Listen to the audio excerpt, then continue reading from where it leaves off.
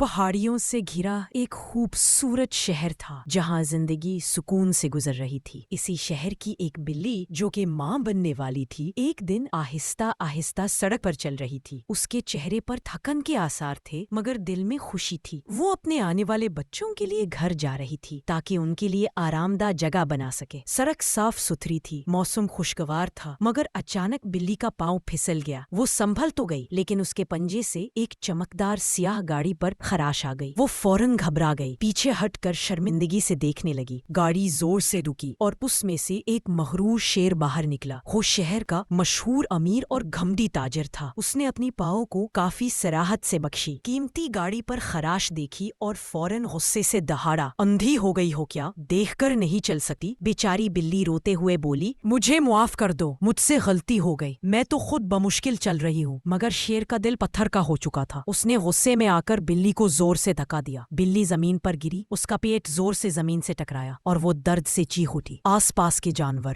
ہرن، خرگوش، بندر سب رک گئے مگر کسی میں اتنی ہمت نہ تھی کہ امیر شیر کے سامنے کچھ بول سکے۔ بلی زمین پر تڑپی رہی اور آخرکار ایک نیک دل خرگوش اسے فوراً اسپتال لے گیا۔ اسپتال میں ڈاکٹر خرگوش اور نرس بطخ نے پوری کوشش کی مگر تقدیر کو کچھ اور منظور تھا۔ بلی کا بچہ ضائع ہو گیا۔ بلی کی آنکھوں سے آنسو بہنے لگے۔ اس کا شوہر جو ایک نرم دل بلی تھا اس کے پاس بیٹھا ہاتھ تھامے رو رہا تھا۔ دونوں کا دل ٹوٹ گیا۔ چند دن گزر گئے۔ بلی کا شوہر آسمان کی طرف دیکھ کر کہنے لگا، اے خدا، اگر دنیا میں انصاف ہے تو انصاف ضرور ہوگا، اور انصاف ہوا۔ اسی شیر کی فیکٹری میں آگ لگ گئی، اس کی گاڑی تباہ ہو گئی اور جو دولت اس نے برسوں میں جمع کی تھی وہ لمحوں میں ختم ہو گئی۔ اس کے دوست جو اس کے چاپلوس تھے ایک ایک کر کے من موڑ گئے۔ شیر تنہا، خالی ہاتھ اور شرمندہ رہ گیا۔ دوسری طرف بلی اور اس کا شوہر آہستہ آہستہ زندگی کی طرف واپس لوٹ آئے۔ وہ خاموشی سے پہاڑی علاقے کے ایک چھوٹے سے گھر میں رہنے لگے۔ ان کے دل میں اب یہ یقین پختہ ہو چکا تھا کہ برائی کا انجام ہمیشہ برا ہی ہوتا ہے۔